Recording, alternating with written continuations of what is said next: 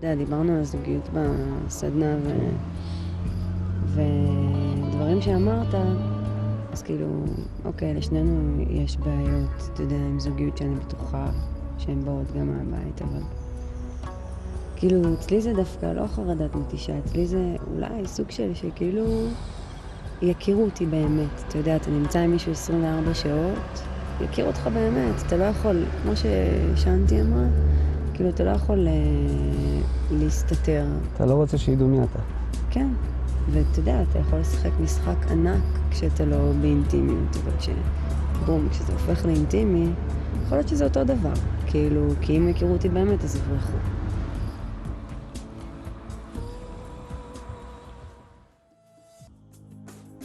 אז בואו ניקח תרמיל, וכמובן נמלא אותו בכלים שנלמד בסדנה. כלים שיעזרו לנו ללמוד איך לחיות מחוברים לעצמנו, ובאמת לחיות חיים הרבה יותר שלווים ושלמים עם עצמנו.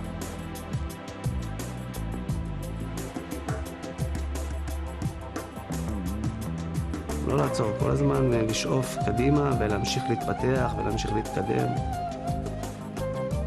ולהגיע למקום הכי טוב שאני יכול להגיע עם עצמי. אני רוצה להגשים את עצמי כמה שאני יכול.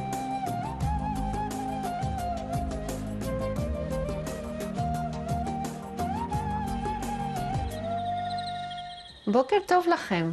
בוקר טוב. איך ישנתם? מצוין. כן. האמת שבדרך כלל אחרי היום הראשון של סדנה ישנים כמו בולץ. זה אינטנסיבי. הרבה דברים ככה עולים, ובאמת אני אשמח מאוד לשמוע אם משהו מהדברים שלמדנו הדהד אצלכם, זה עשה לכם משהו. לי כן, בייחוד, בעיקר השיעור עם הנושא של אמונות שקופות, אז אני חושבת שככה הלך לישון איתי בלילה. מעולה. כן. וזהו, ומעבר להפעלת פתקים שהייתה פה, אז רצו עוד אמונות שקופות, ואת מגלה כמה יש בעצם שעוצרות אותך ומגבילות אותך, וזה היה שיעור מצוין בעיניי. מעולה. יש עוד מישהו? לא. אוקיי. מצוין, גם טוב. השיעור הרביעי שלנו, של הבוקר, זה שיעור שמדבר שהמושלם אינו שלם, אוקיי? ואני הולכת להשאיל מהתורה של הרפואה הסינית ושל ההודים את הסמל של הדאו, שבטח אני אצייר אותו, אתם תזהו אותו.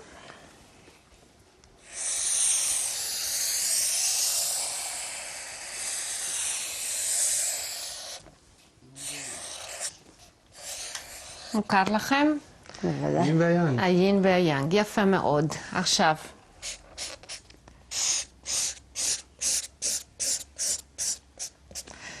בסמל הזה, זה נקרא הסמל של הדאו. רק שתדעו שזה בעצם של הדרך, של משהו שהוא שלם. ולמה הוא שלם? כי בעצם מביא לתשומת ליבנו את הדבר שמכיל את הכל, גם את הצד המואר, גם את הצד המוצל, של כל דבר. זאת אומרת, גם מה שיוצא על ידי ביטוי, וגם הפוטנציאל של הדברים שעדיין לא יוצאים על ידי ביטוי. אוקיי? עכשיו, למה אני מלווה את הסמל הזה? כי הוא מאוד מתאים לי למה שאני רוצה להעביר לכם היום. וזה מדבר בעצם על זה שהחברה שלנו מאוד מעודדת אותנו להיות בצד המואר שלנו. מה שנקרא, אנחנו בדרך כלל נמצאים כאן.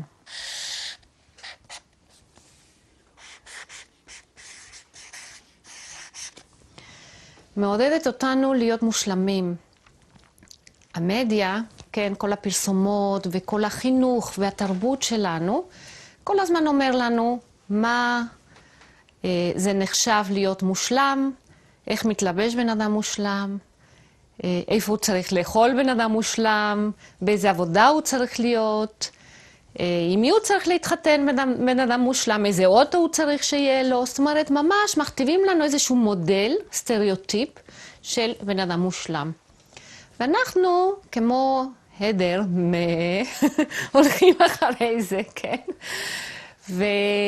והולכים על עיוור, וגם אני רוצה להיות מושלמת, כן? ובאמת מעודדים אותנו להיות שם.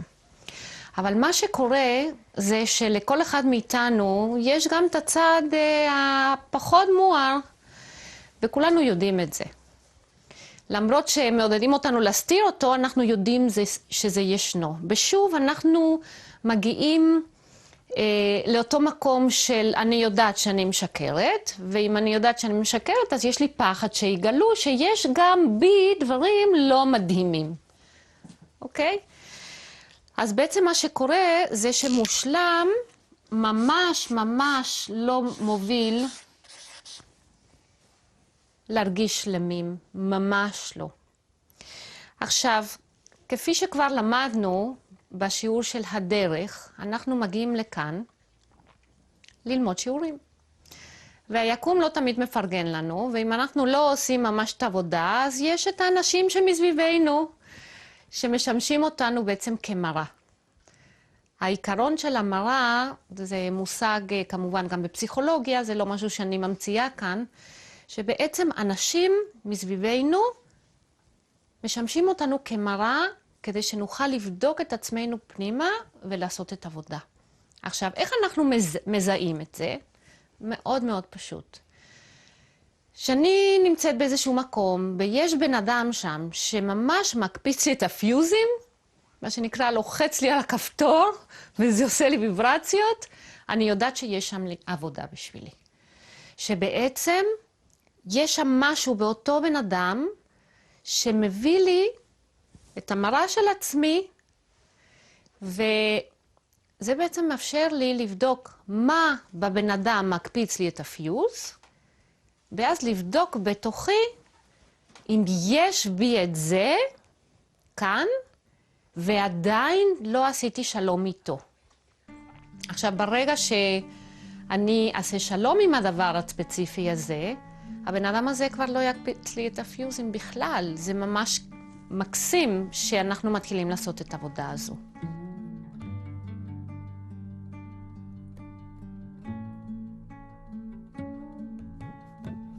רק כדי להמחיש, אני רוצה לספר לכם סיפור, בעצם שני סיפורים חזקים מאוד, אחד קליל ואחד קצת יותר חזק.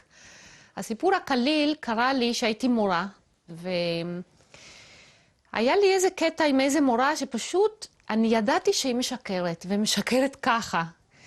ואצלי, מאז שאני נולדתי, שקר מבחינתי היה דבר לא טוב. ומבחינתי, כשהייתי תופסת בן אדם בשקר, הוא היה פסול. לא הייתי מתייחסת אליו יותר. וקרה כך עם אותה מורה, כי זה הקפיץ לי פיוז. אמרתי, איך היא יכולה לשקר ככה? והגיעה עוד מורה וסיפרתי לה, תשמעי, היא פשוט חוצפנית ממדרגה ראשונה, עם שקר, ואמרה ככה וככה וככה. מה את אומרת? ואתם יודעים איך בחדר מורות זה מתחיל לעבור מאחד לשנייה. לפני שהבנתי מה קורה, כולם היו נגדה. זה לא נעים. עכשיו, כשקרה כזה דבר, אני אמרתי לעצמי, רגע, שנתי, בואי, יש לך פה שיעורים, כל כך הפריע לי השקר, וכל כך הרבה שנים מפריע לך שאנשים משקרים. בואי תעשי קצת עבודה. ואמרתי לעצמי, תגידי לי, יקירה, את אף פעם לא משקרת? עכשיו, בשביל לעשות את העבודה הזו, צריך להיות מאוד כנים.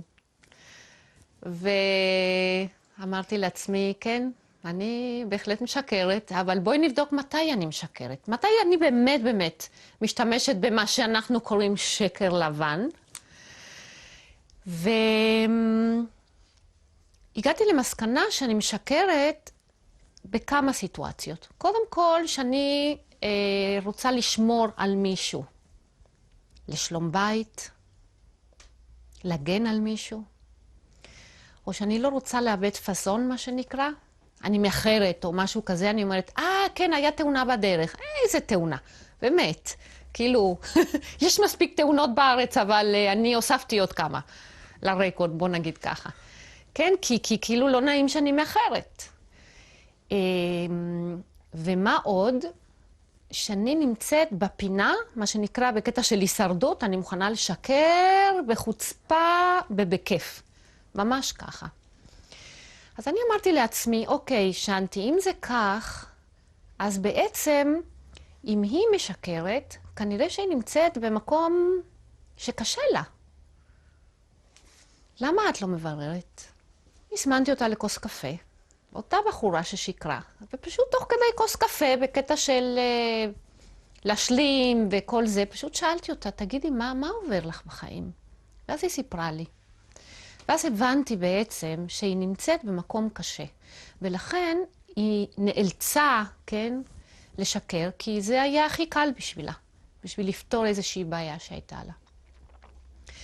באותו רגע שאני הבנתי את זה, ואני קלטתי שגם אני משקרת, אני עשיתי שלום עם השקר, אוקיי? אז בעצם, הנושא של השקר, מבחינתי, הוא היה בשלום. ובאמת, מאז, אם מישהו משקר, היום אין לי שום בעיה גם לבוא ולהגיד, תגיד, מה שלומך? מה קורה בחיים שלך?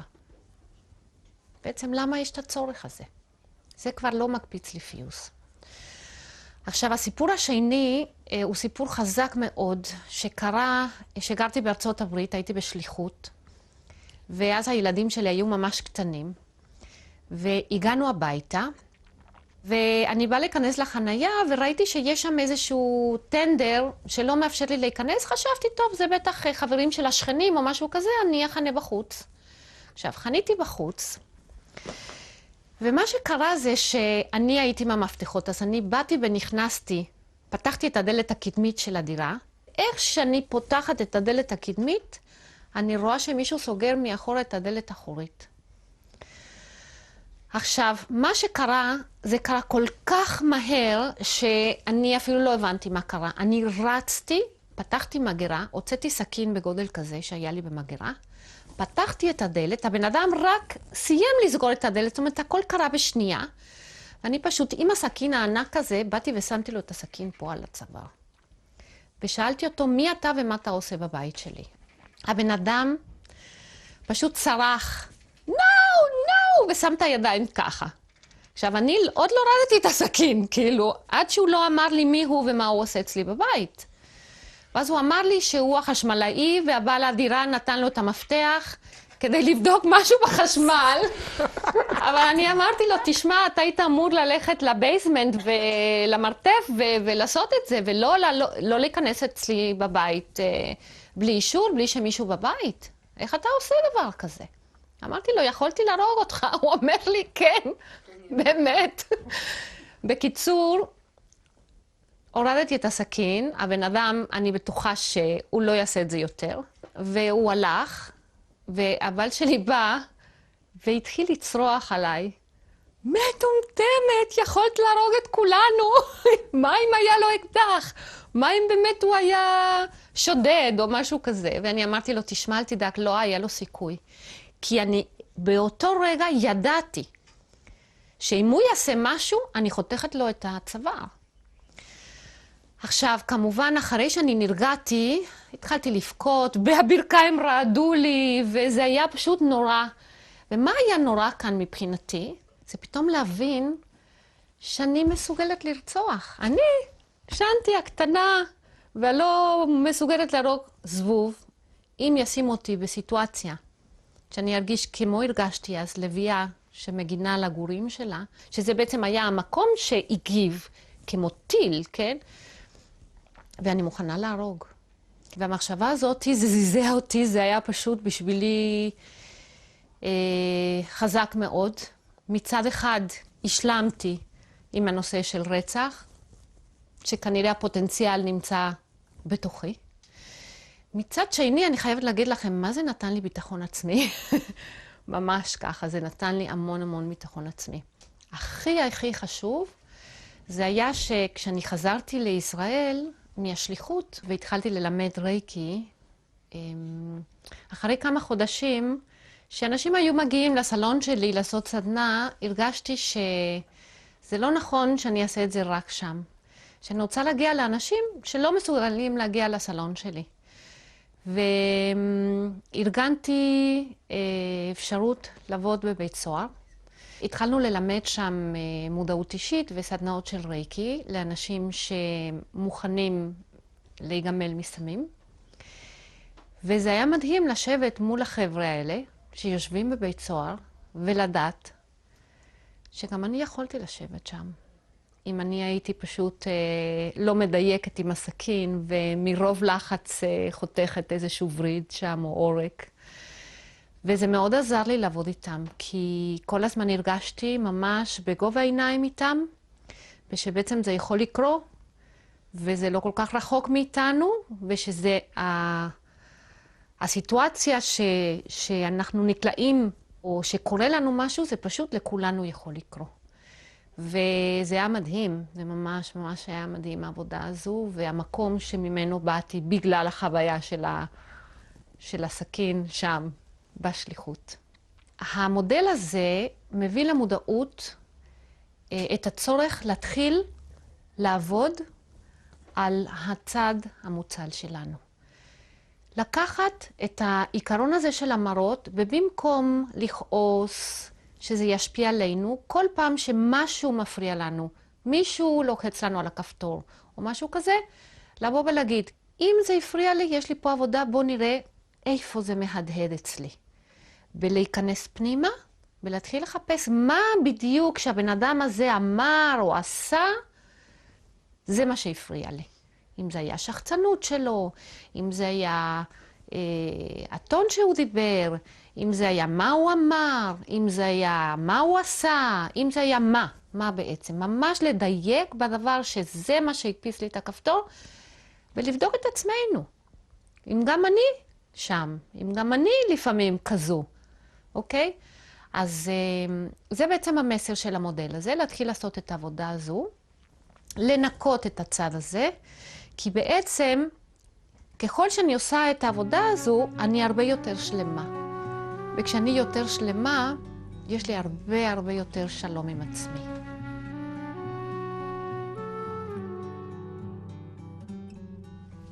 אני אשמח מאוד אם יש לכם אפשרות לשתף אותנו לאיזושהי חוויה שקשורה למודל של המושלם שלם. אם גם אתם מצאתם את עצמכם כמו שאני מצאתי את עצמי עם הקטע של השקר ושל הרצח, במשהו באמת שחוויתם ושתהיו מוכנים לשתף. יש לי איזושהי דוגמה שעלתה לי בעצם כשהתחלתי את השירות הצבאי, אז כמובן הגעתי לטירונות, והיה לי מאוד קשה להתמודד עם המפקדים, שהרבה מהזמן צועקים ועצבניים ולא בצדק, ולא כי עשינו משהו, אלא פשוט כי ככה זה. וזה מאוד הכעיס אותי, שאיזה זכות יש להם לצעוק עליי ולהגיד לי מה לעשות, ובטון כזה ובצורה כזאת. ולקח לי קצת זמן, אבל בסופו של דבר הבנתי שבעצם יש להם איזשהו תפקיד למלות. ואחרי זה, אחרי שכמובן אני גם נהייתי מפקד, פתאום הבנתי שאין ברירה, וככה זה עובד פשוט, וצריך לעשות את זה ככה. וזה הדרך הכי מהירה בעצם לבצע דברים. אז בעצם השלמתי עם זה שכן, שיש אנשים שזה התפקיד שלהם, וצריך... וגם אתה שם. וגם אני שם, וגם אני עשיתי את התפקיד הזה. כן, אבל זה לא היה קל בהתחלה, זה מאוד קשה להבין למה הם עושים את זה, מאיפה זה בא. אבל אני חושב שהשלמתי עם זה. תודה. עוד מישהו? כן. המודל הזה כאילו מאוד... כאילו רוב החיים שלי נראה לי שהשתדלתי מאוד בהרבה מאמץ וכוח, כאילו כל הזמן להראות את הצד היפה שבי, הוא המואר, או החלקים הטובים. כאילו, והשאר זה היה כמו איזה סוד כמוס, כאילו, החלקים הלא טובים, כאילו, זה ממש היה סוד שהיה צריך לשמור על זה בחירוף נפש, כאילו, אסור שאף אחד ידע שיש בך דברים שהם לא מושלמים והם לא הכי טובים, או פגמים כאלה ואחרים, באופי, באישיות.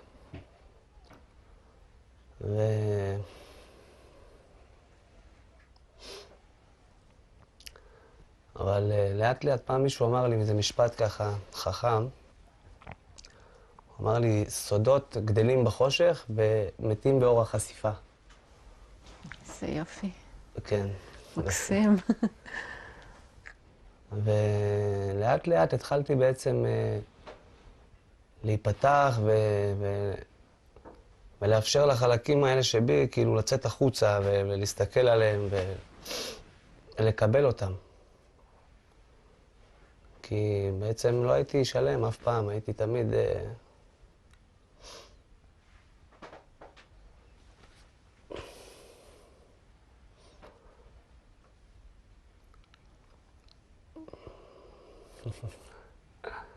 קצת... אז יש לי, היום כאילו יש עדיין דברים כאילו שהם באמת צריך עוד לעבוד עליהם, וכאילו היה לי בושה. כאילו היה לי בושה בעצמי, במי שאני. לא קיבלתי את עצמי. ודרך זה שהתחלתי לחשוף את הדברים האלה ולהוציא אותם החוצה. ולהבין שזה בסדר, כאילו. קודם כל שלא רק לי יש את זה, חשבתי שרק אני... יש לי פגמים, והסתבר שלא.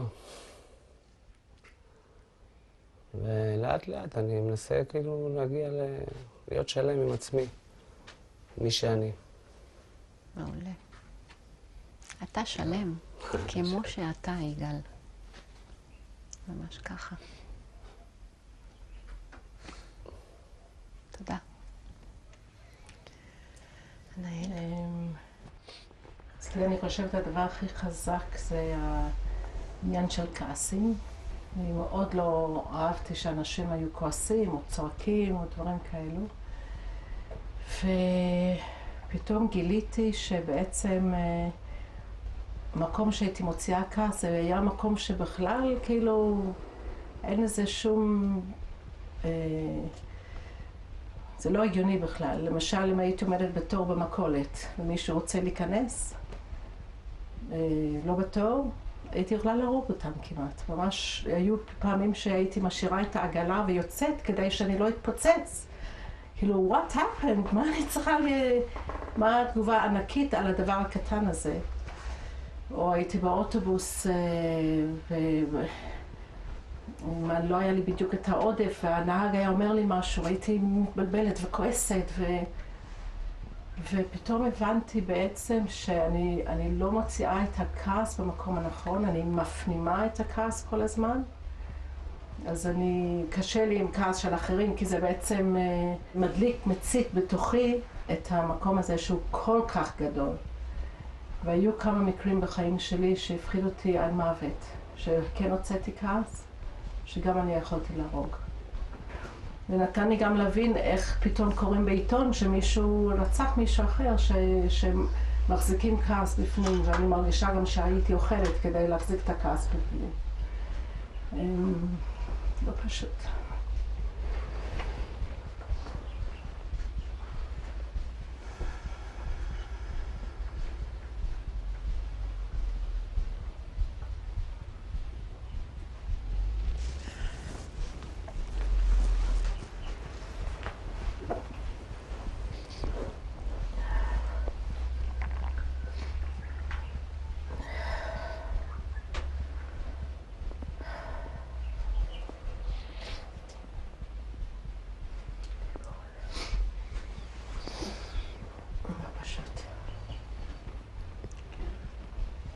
אבל היום את במקום אחר. בלילה אני במקום אחר, ואני מלמדת אחרים לא להיות במקום הזה. שיעור גדול. כן. תודה נאיל על החשיפה. הכעסים האלה יוצרים מין מפלצת בפנים. כאילו, אני שמרתי כל כך הרבה כעסים מילדות, המון כעסים, ממש כמויות של כעסים, ולא הייתי מבין למה מישהו עושה איזה משהו קטן, ככה אני מתפוצץ בצורה כל כך גדולה, כאילו. פשוט הייתי שומר גם את הכעסים האלה, היו בשבילי איזשהו כלי, כאילו, מין הגנה. מין הגנה לעצמי, וכשהייתי מוציא כעס על מישהו, זה היה יוצא כל הכעסים של כל החיים, כאילו, על הבן אדם הזה, אבל הייתי מחזיר אותם חזרה החוצה בפנים. כאילו, לא הייתי משתחרר מהכעסים. זה הכי גרוע, זה רעל בפנים, זה... פתאום אתה לא מבין איך אתה נהיה כזה, אתה יוצא ומתפרץ ונהיה מפלצת כזו בשביל משהו מאוד קטן. אתה גם מתרץ אותם, אתה מתרץ את הכעסים האלה, כאילו זה בשביל צדק, כמו שאת אומרת, שאת צועקת על האישה שעקפה בתור, אז אוי ובוי, כאילו מישהו פגע לך פה בג'סטיס, בצדק הכי זה, אבל בסך הכל זה באמת... יושב על דברים אחרים. לגמרי. אבל בסוף מבינים את זה, באמת. או שלא, אבל... אני חושבת שאנחנו הבנו. האם אתם מבינים שבעצם אם אנחנו מחוברים לאמת שלנו, אז אין מקום לכעס? לא, אני לא מסכימה. אני חושבת ש... לפחות על עצמי. אני מכירה את עצמי ואני יודעת שיש בי... העולם לא מושלם. גם אני לא מושלמת.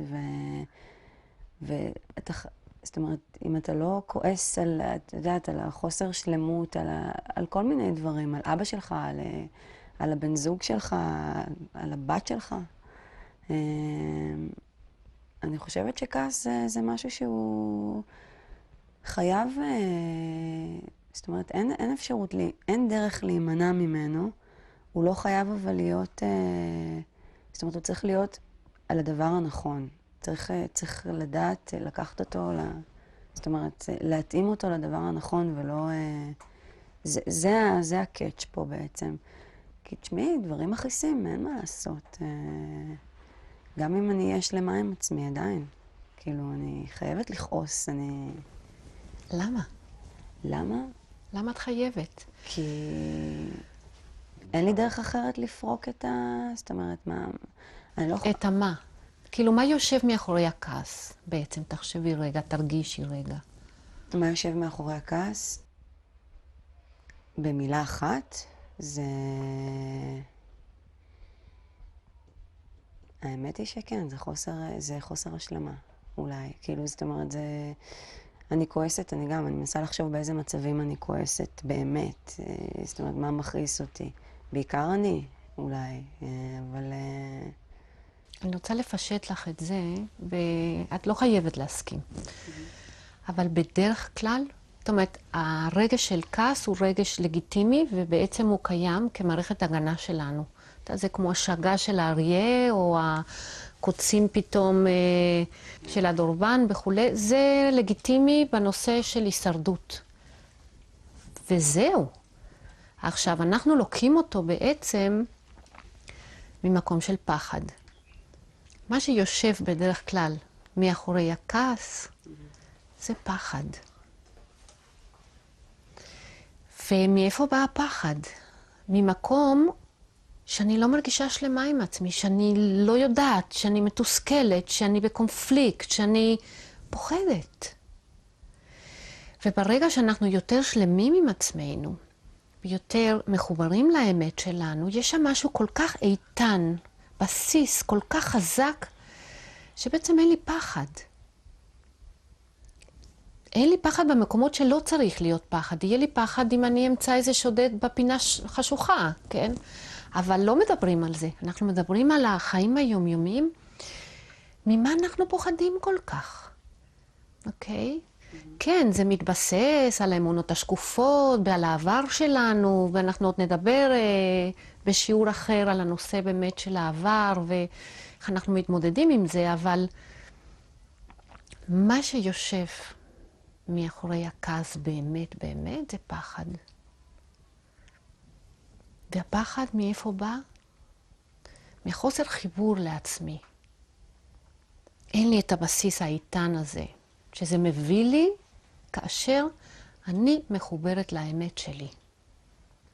ואם אני מחוברת לאמת שלי, אז אני לא אתן לאף אחד לדבר אליי כמו דיברו אלינו, או לעשות משהו שלא מקובל עליי, ואני אפתח את הפה ואני אגיד. ואני לא אהיה יותר את האישה הקנויה שמוכנה להכיל את הכל, העיקר רק לרצות כדי שיאהבו אותנו. No more. כאילו, אם אני מחוברת לאמת שלי, זו אני, מי שירצה, שיקבל אותי בדיוק כמו שאני. ככה אני שלמה. לא שאין לי מה ללמוד עוד, לא שאני לא יכולה לשנות דברים, אבל אתם יודעים, רק ממקום שאני מקבלת שזו אני, וככה אני שלמה ברגע הזה, רק מהמקום הזה אני יכולה להתחיל לעשות שינוי. כי כל עוד שאני לא מקבלת שאני צריכה לעשות איזשהו שינוי, לא יהיה שם. ולכן גם אצל הרבה אנשים זה לא קורה השינוי. לא מכירים. כי לא מכירים. בדיוק. תדברי עם אלכוהוליסט למשל, שהוא צריך עזרה, אוקיי? אבל הוא לא יקבל. עד שהוא לא יקבל שהוא אלכוהוליסט וירגיש שלם עם זה, זאת אומרת, יקבל שזה הוא כרגע, ברגע הנתון הזה, הוא לא ילך לעזרה, הוא יגיד, לא, מה פתאום אני לא, אני רק לוקח כוסית, אני רק לוקח בירה, אני רק לוקח כזה. הוא לא יקבל.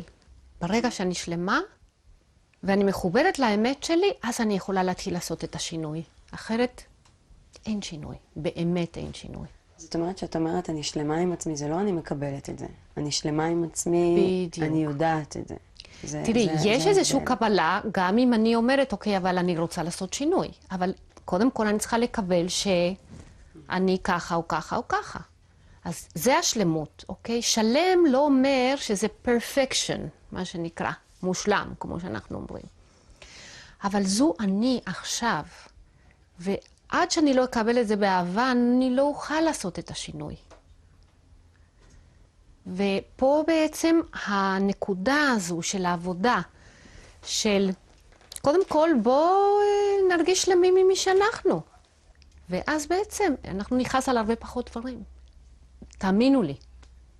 שינוי. השינוי מפחיד. לעשות.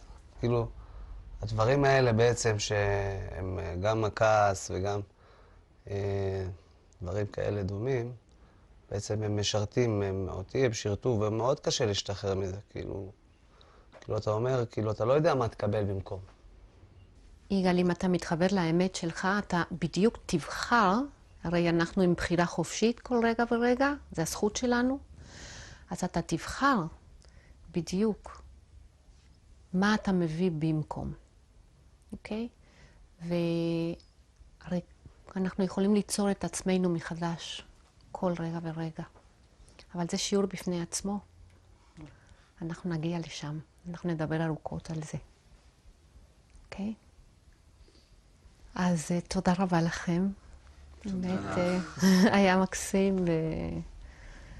זה החיים. וזה המודעות שלנו. בשביל זה אנחנו כאן. בשביל ללמוד לעשות את השינויים האלו. בזרימה, בכיף, בשלמות, ומחוברים לאמת שלנו.